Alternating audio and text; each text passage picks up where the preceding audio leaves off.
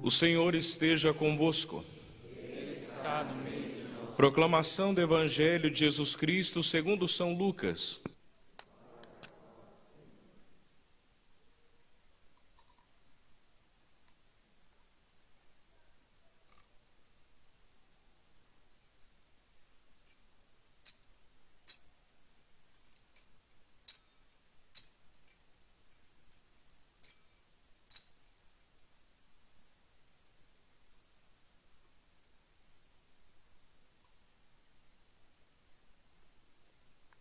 Certo dia, Jesus estava rezando num lugar retirado e os discípulos estavam com ele. Então Jesus perguntou-lhes: quem diz o povo que eu sou? Eles responderam: uns dizem que é João Batista, outros que é Elias, mas outros acham que é algum dos antigos profetas que ressuscitou. Mas Jesus perguntou: e vós, quem dizeis que eu sou? Pedro respondeu: o Cristo de Deus. Mas Jesus proibiu-lhes severamente que contassem isso a alguém e acrescentou: o Filho do Homem deve sofrer muito, ser rejeitado pelos anciãos, pelos sumos sacerdotes e doutores da lei. Deve ser morto e ressuscitar no terceiro dia. Depois Jesus disse a todos: se alguém me quer seguir, renuncie a si mesmo, tome sua cruz cada dia e siga-me. Pois quem quiser salvar a sua vida vai perdê-la, e quem perder a sua vida por causa de mim, esse a salvará. Palavra da salvação. Meus irmãos, então, estamos já celebrando o 12º domingo do tempo comum. Veja que nós começamos lá no comecinho do ano, depois do tempo, do ciclo do Natal, nós iniciamos já o tempo comum. Esse tempo comum, então, dá uma pausa, começamos o tempo quaresmal, depois vivenciamos aí o tempo pascal, e depois de Pentecostes, na segunda-feira seguinte, já retomamos então o tempo comum. Porém, nesse último domingo, nós celebramos a Santíssima Trindade, então não vimos ainda como domingo do tempo comum. E hoje, então, nós retomamos, nos domingos, essa celebração do tempo comum. Tempo comum que não quer dizer tempo qualquer, mas o tempo comum ele nos revela a espiritualidade do cotidiano. O que quer dizer isso? Veja que Jesus lá no comecinho do ano litúrgico, Jesus sai chamando as pessoas para que pudessem segui-lo. E à medida que vão seguindo Jesus, caminhando com ele, ouvindo as suas palavras, vendo o gesto de Jesus com as pessoas, vendo as atitudes de Jesus, os discípulos então vão aprendendo no dia a dia como é que deve ser um seguidor de Cristo, como é que deve ser um discípulo do Senhor. Porque, meus irmãos, não é simplesmente aceitar o chamado do Senhor e continuar vivendo do mesmo jeito, não. Na caminhada com Jesus nós somos chamados a ir adequando a nossa vida à vida de Cristo. Se Cristo age dessa maneira, eu vou agir como Ele. Se Cristo pensa de tal maneira, eu vou pensar como Ele. Se Cristo fala isso e aquilo, eu vou falar como Ele fala. Ah, mas eu vou perder minha identidade. Não. Na verdade, meus irmãos, é se tornando parecido com Jesus, é que nós vamos recuperar a nossa verdadeira identidade. Então a espiritualidade do tempo comum é essa espiritualidade do cada dia, do cotidiano, em que eu nas pequenas coisas, eu vou moldando a minha vida para ficar parecido com a vida de Jesus. Nós ouvimos a primeira leitura da profecia de Zacarias. Veja, meus irmãos, não há salvação sem o sofrimento, sem a dor, sem a entrega. Então já no Antigo Testamento já se começa a falar de Jesus. E aqui nós ouvimos na leitura o Senhor dizendo ali, Zacarias, anota isso, e diz: assim diz o Senhor: derramarei sobre a casa de Davi e sobre os habitantes de Jerusalém um espírito de graça e oração. Eles olharão para mim. Aos que eles feriram de morte hão de chorá-lo. O que é que a profecia está dizendo? Já está falando de Jesus que futuramente iria sofrer, ia ser acusado, ia ser ferido e ia morrer. E Deus derramaria um espírito de graça e oração para que aquele povo pudesse olhar o crime que eles cometeram. E eu dizia já hoje de manhã, meus irmãos, veja que até para a oração o Senhor nos acode, o Senhor nos ajuda, o Senhor nos ensina. Só que vamos olhar para a nossa vida. Já repararam como a gente foge da oração? Mas padre, todo dia eu me coloco diante de Deus pedindo coisa. Não, isso não é oração. Às vezes a nossa oração é mais lista de mercado para Deus de tudo aquilo que a gente precisa. Mas oração é diálogo, onde eu falo e eu escuto. É um diálogo, onde eu falo para Deus e eu escuto Ele também falar comigo. Isso é oração. Mas por que nós fugimos da oração muitas vezes? Porque, meus irmãos, quando a gente reza, o Senhor abre os nossos olhos para ver aquele que nós ferimos com os nossos pecados. O Senhor abre os nossos olhos. E muitas vezes nós vamos percebendo essa cultura dentro da igreja, onde a gente já não reza mais. As nossas pastorais não rezam mais. Os nossos conselhos já não rezam mais. Já não ouve mais o Senhor, já não deixa o Senhor direcionar o seu caminho, o seu carisma, os seus trabalhos. Por quê? Porque quando a gente reza, o Senhor revela as nossas verdades. O Senhor revela como é que nós estamos vivendo. Por isso que é muito mais fácil a gente preferir um grupo onde a gente chacoalha e mexe esqueleto e não sei o quê, mas não tem o tempo de ouvir o Senhor. Porque é no silêncio, ali na contemplação, na oração profunda com Deus. Não estou dizendo que aquilo é errado, mas é preciso um tempo de aquietar-se para escutar o Senhor. E veja que nós ouvimos isso tantas vezes na quaresma. Entra no teu quarto, fecha a porta, e o teu pai que vê o que está escondido te recompensará. É preciso nos recolhermos no silêncio para ouvir o Senhor e deixar Ele mostrar as verdades do nosso coração e aquilo que nós precisamos mudar. Então aqui foi derramado sobre aquele povo um espírito de graça e oração também sobre nós, para enxergar que com os nossos pecados nós estamos matando o nosso Senhor, nós estamos ferindo a nosso Senhor. Então a profecia já está nos alertando, já está falando para nós aquilo que iria acontecer com Jesus. Depois aqui Jesus no Evangelho, os discípulos já estavam com Jesus aqui por volta mais ou menos de 1 ano, e os discípulos saíram para a missão. E quando voltaram, Jesus perguntou: bom, vocês saíram por aí, e o que é que o povo anda dizendo sobre mim? E aí foram dizendo: olha Jesus, uns dizem que o Senhor é Elias, outro que o Senhor é João Batista, outros que o Senhor é profeta. E Jesus: muito bem, mas agora e vocês? Quem eu sou para vocês? O que é que vocês dizem sobre mim? Quem eu sou para vocês? Meus irmãos, por que é que Jesus pergunta isso? Porque dependendo da compreensão que a gente tem de Deus, a gente vai mudar a nossa vida. Se eu tenho a compreensão somente que Deus é amor, se eu só penso nisso, eu vou viver uma vida de qualquer jeito. Afinal, Deus é amor. Quando eu voltar para Ele, Ele vai me amar.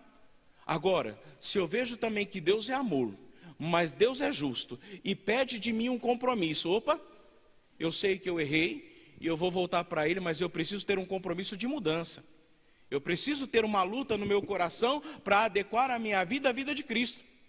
E aqui depois Pedro responde: tu és o Cristo de Deus. Pedro não respondeu errado, mas respondeu a metade. Por que respondeu a metade? A metade estava certa, faltava uma outra metade. Porque a compreensão do Messias, daquele que seria enviado da parte do Pai, na compreensão deles o Messias seria alguém que triunfaria, é verdade, aquele que viria com poder e com glória, mas também que sofreria. É o que nós estamos ouvindo em Zacarias. A gente vai encontrar também no profeta Isaías, o servo do Senhor, o servo sofredor. O Messias tem essas duas dimensões, a dimensão do sofrimento, da entrega, mas tem a dimensão do triunfo, da glória. Aí, meus irmãos, qual que é a dimensão que eles escolheram? Simplesmente a dimensão do poder e da glória, que é o que nós escolhemos. Mas para nós o que é triunfo? O triunfo é dominar os inimigos, o triunfo é ter muito dinheiro, o triunfo é ter muito poder, o triunfo é ter todo mundo aqui na minha mão que faz aquilo que eu quero. Isso para nós é o triunfo. Mas o triunfo para Jesus não é isso não. O triunfo para Jesus é reinar nos nossos corações. O triunfo para Jesus é ver as nossas vidas sendo transformadas, é a gente deixando Deus entrar na nossa vida e nos mudar por inteiro. Eles pegaram só a dimensão do triunfo e ainda a dimensão errada do triunfo. E Jesus está dizendo aqui: Pedro, você respondeu que eu sou o Cristo de Deus? E Jesus diz aqui que proibiu-lhe severamente que contasse isso para as pessoas. E Jesus continua: sim, eu sou o Cristo de Deus, mas também o Filho do Homem deve sofrer muito, ser rejeitado pelos anciãos. Por que falo os anciãos? Porque são aquelas pessoas já vividas, são as pessoas experientes na vida, que sabem das coisas, mas mesmo assim rejeitaram o Senhor. Será rejeitado também pelo sumo sacerdote, os grandes sacerdotes, entendidos da palavra, os doutores da lei, que mesmo sabendo da palavra, rejeitaram o Senhor. E isso, meus irmãos, muitas vezes está em nós, que nos achamos anciões, sabidos das coisas e rejeitamos o Senhor. E o grande perigo em que nós sacerdotes também, em nome de uma paz, uma falsa paz, a gente não leva a verdade às pessoas, não levamos a palavra na sua integralidade, não dizemos a verdade porque depois seremos cobrados da verdade que dizemos. Então os sacerdotes também rejeitam o Senhor, quando não levam a verdade, quando não colocam as pessoas para entrarem no caminho da verdade, porque é só no caminho da verdade que se chegará no céu. Não existe viela, não existe outro caminho para se chegar ao céu, se não for entrando no caminho que é Jesus, aceitando a sua verdade, não tem outro caminho. Então veja que aqui estão rejeitando o Senhor. E aí depois Jesus continua: agora, vocês sabendo que eu vou sofrer, que eu vou passar por tudo isso, eu tenho uma coisa a dizer a vocês. Se, é uma condicional, se alguém quer me seguir, renuncie a si mesmo, tome a sua cruz de cada dia e me siga. Vivemos um tempo em que a gente não quer renunciar a si mesmo, mas eu tenho vontade de fazer aquilo, eu não posso negar as minhas vontades. Meus irmãos, a gente passa raiva e a gente tem vontade de matar o outro, mas se você, a gente vai sair matando todo mundo? Não. Você pode até passar uma raiva ali, uma dificuldade com alguém, mas não é, a gente não deve agir segundo a nossa vontade, porque as nossas vontades muitas vezes nos levam para os piores lugares. A minha carne está pedindo isso, a minha vontade é isso. Tá, mas agora eu tenho um compromisso com a minha esposa. O que eu faço com a minha vontade? Eu deixo a minha vontade de lado, porque afinal já tenho um compromisso com uma mulher e com meus filhos.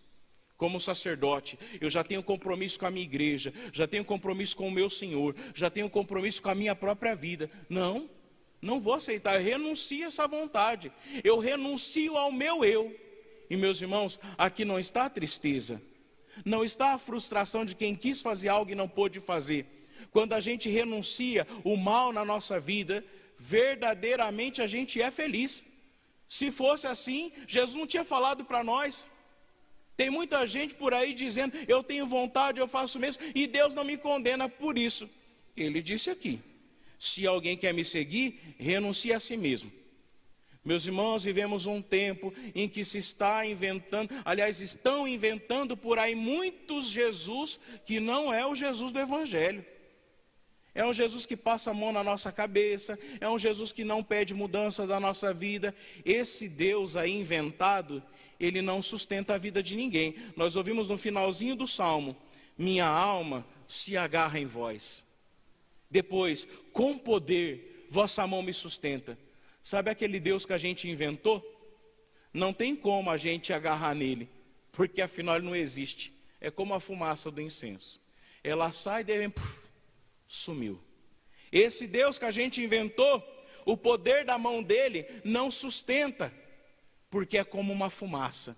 Tenta sentar na fumaça para ver, não dá. É a mesma coisa, esse Deus que a gente anda inventando por aí não nos sustenta. Ele não sustenta a nossa vida, a gente não consegue agarrar ele, porque ele não nos sustenta.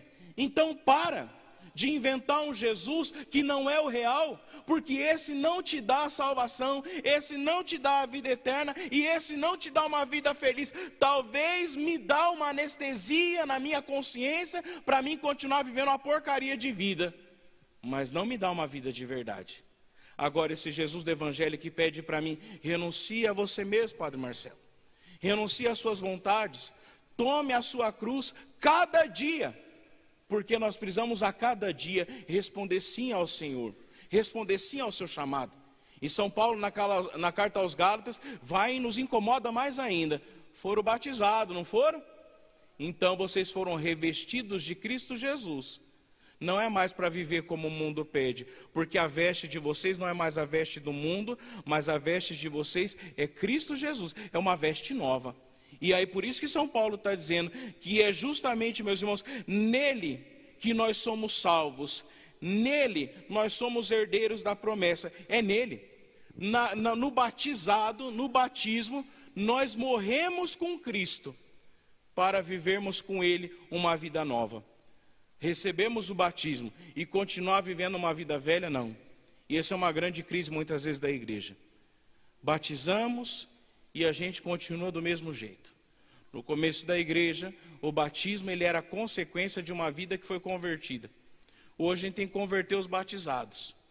A gente tem que converter quem comunga, a gente tem que converter quem foi crismado, a gente tem que converter quem é padre, a gente tem que converter quem foi casado na igreja. E sendo que a conversão devia ter começado antes. Então, meus irmãos, vamos deixar a palavra nos incomodar.